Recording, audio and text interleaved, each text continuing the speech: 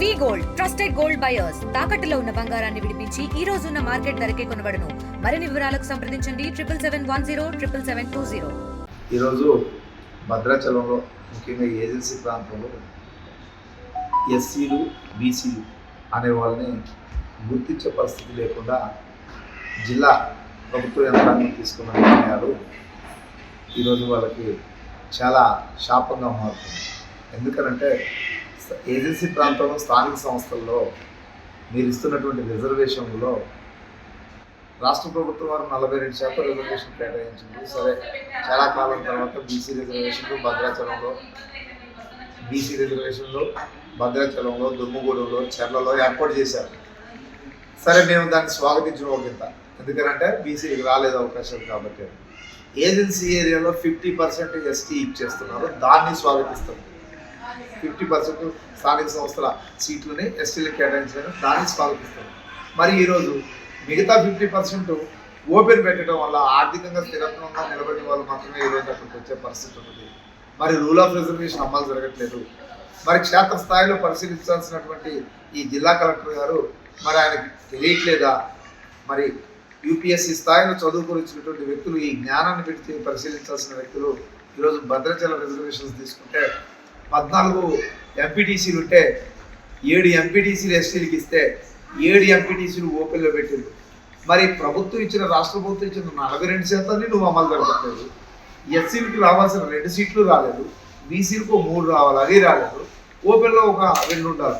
ఆ విధంగా 7 సీట్లు కేటాయింపు జరగాల్సినప్పటికీ కూడా 50% రిజర్వేషను 50% ఓపెన్ అని పెట్టడం ద్వారా ఈరోజు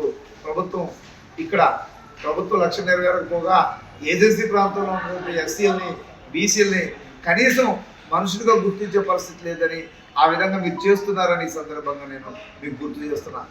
మీరు మరి పక్కన అధికారులు ఇచ్చిన దాన్ని బట్టి దాని మీద సంతకం చేసి పంపారో, మీరు క్షేత్రస్థాయిలో, ఇప్పుడు చిన్న జిల్లాలే, క్షేత్రస్థాయిలో పరిశీలన చేయకుండా 50% రిజర్వేషన్ని మీరు ఓపెన్ కేటాయించడం అంటే ఎస్సీ ఎస్టీలకు ఉన్న రాజ్యాంగబద్ధమైనటువంటి హక్కులు, రాష్ట్ర ప్రభుత్వం ఇచ్చిన హక్కుని కాలు రాశారు మన కలెక్టర్ గారు, మీరు గుర్తు చేసుకోండి. కాబట్టి మేము ఈరోజు మీరు చేస్తున్నటువంటి ఈ తప్పుడు పనుల విషయంలో ఖచ్చితంగా హైకోర్టుకి వెళ్తాం, మిమ్మల్ని ప్రశ్నిస్తాం.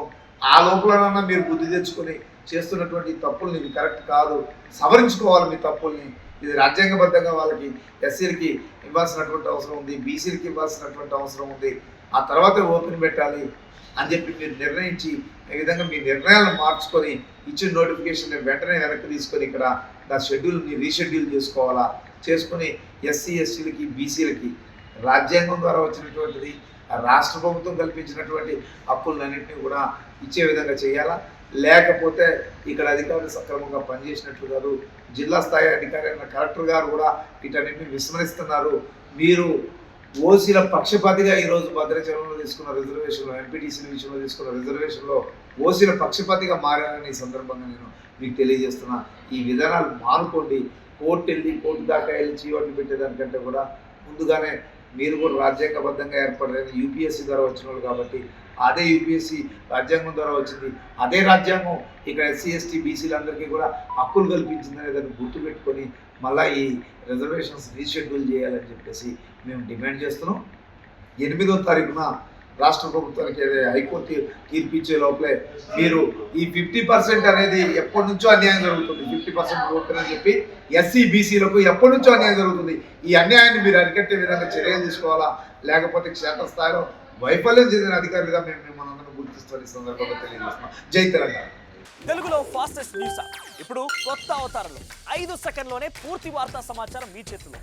సోషల్ మీడియా ట్రెండ్స్ మీ కళ్ళ ముందుకే live TV and voice search ఆప్షన్స్తో ఇప్పుడే డౌన్లోడ్ చేయండి. యాప్ లింక్ డిస్క్రిప్షన్లో ఉంది.